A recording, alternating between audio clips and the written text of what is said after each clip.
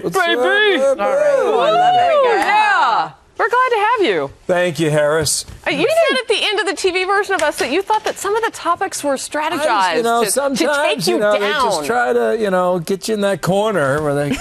No. Look. Now, and then... Not on television. That's not what never happened. do you're that. unemployed. You can't take Bill Hemmer down. No. Not Kilimanjaro over here. That's right. Some people may want to, but not on this couch. Oh my goodness. Allow it.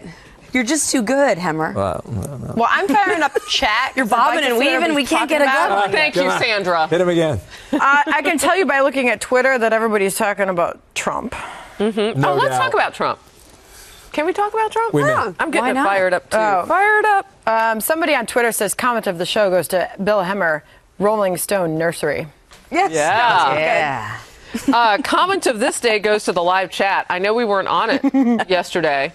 And now, look at how crowded it is. Was Captain Shadrack's disappointed? So thank you. We didn't log on yesterday. Well, we had a lot of stuff going on. We had that news conference during the show. So thank you all. Get on the live chat. You're watching us. You're streaming. We're appreciative of that. Dallas, Texas is receiving a family of 6 today. Shadow the White says, what?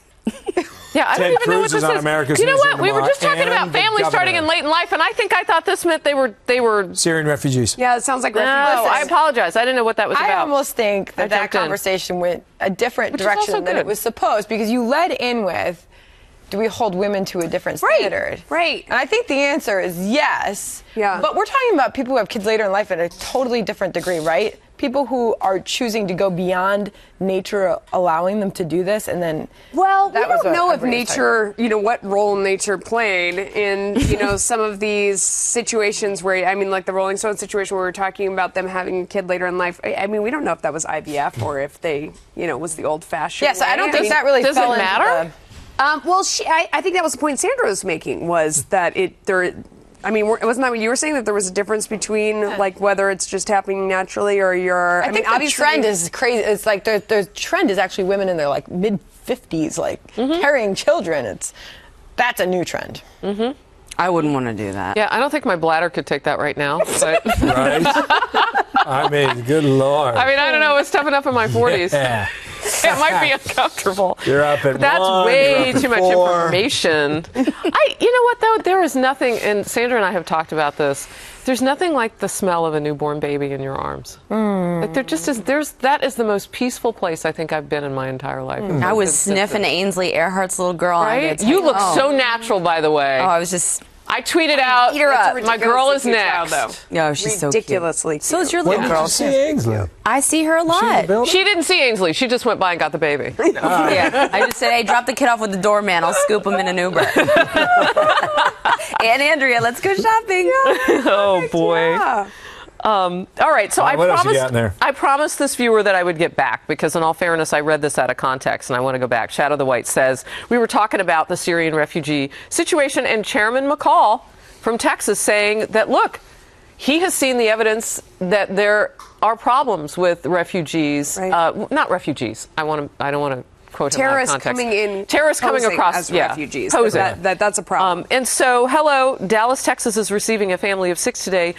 Varney mentioned on Fox Business. Do you have any further information on it? So I will do some deep dive. But I think a family of 6 tells me a lot already, right? Because we were talking about the vetting. Well, so that's a little bit different situation than one individual coming across that they have to try to find connections with or to, or... I don't know. Can you even take, anybody could be posing as anything. I think that's the problem here, is that there isn't a great way to verify anything because your documents can be forged. There isn't really anyone to check it with. That doesn't mean necessarily that we shouldn't do it. We're just, they keep making the point that any way that terrorists can possibly come, they're going to try and do it. This program is a prime, source. But then if you look at the most recent situation, San Bernardino, that was a marriage visa.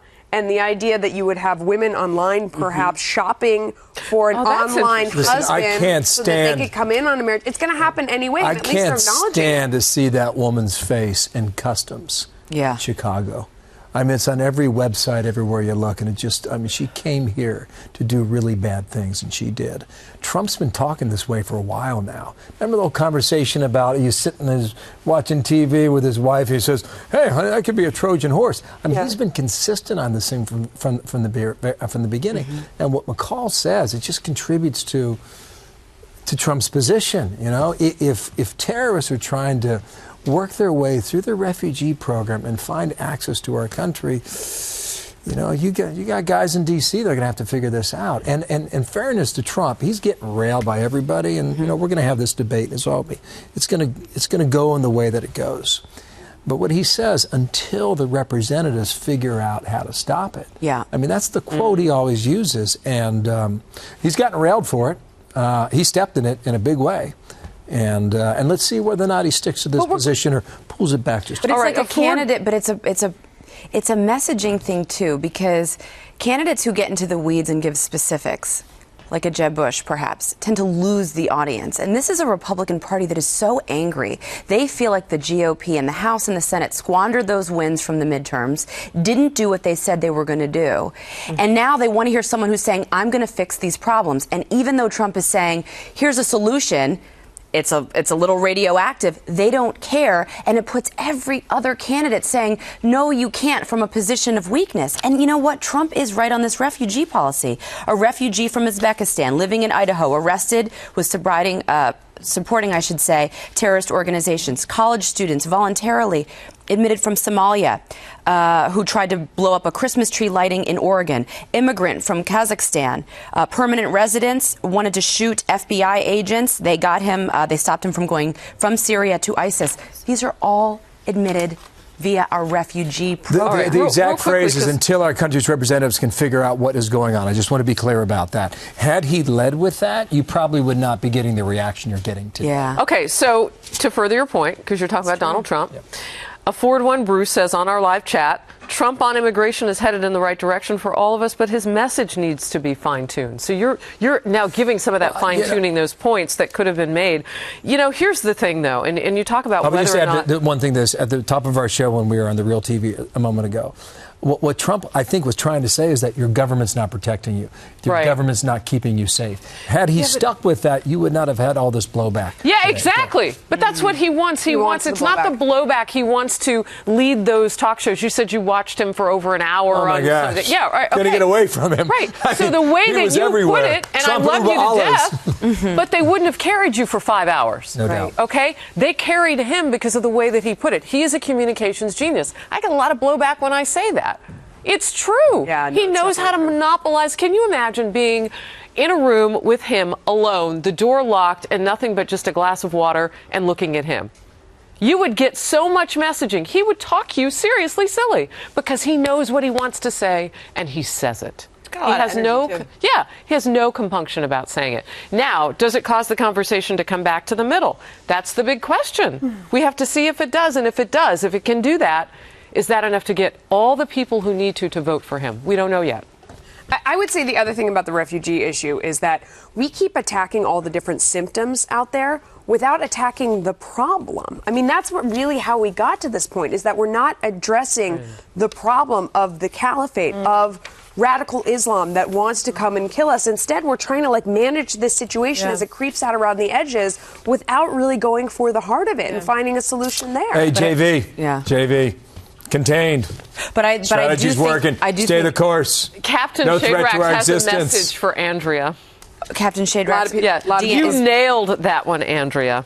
Which one? And yet we are told to trust the government's vetting process when it comes to the refugees. I'm liking it for you. Well, I do think that, Melissa, your point is well taken. I also think that people are saying we can attack them all we want overseas, but until we seal the borders and stop these programs here at home, that means nothing. It seems to be the strong sense of nationalism that people are picking up on with Trump, which, I mean, socially, it's questionable. People say that he's flip-flopped on positions. The Republican base doesn't care. But there's something about people, the American citizens and independents and blue-collar workers that are saying, we're forgotten about. I mean, enough about overseas. They actually don't want the boots on the ground. I know I feel that way. And they say, you know what, take care of home first. Seal the borders. Make sure that our immigration's in check. And then, after we build a coalition, after we follow Putin and everyone else who wants to kill ISIS, maybe then we'll consider joining. You know what else voters are saying? And I like that. Voters like Hoosier Kate, please have Bill on more often. Always love his input on the show. We do too. By the way, if I like you on the live chat, it means I'm going to try to get you in the conversation. Doug Birch says Trump/Cruz, a winning team. Who would be the top of the ticket? Trump. I mean, He ain't no VP. Yeah. Yeah. All right. That's that true. was fun. It is a scared and confused country, and this goes for Republicans, it goes for Democrats, and the same is true in places like France. People do not know what is coming next, and that is why you have this sense of urgency that is drawn to this message and this story. Last word, Bill Hemmer. Goodbye.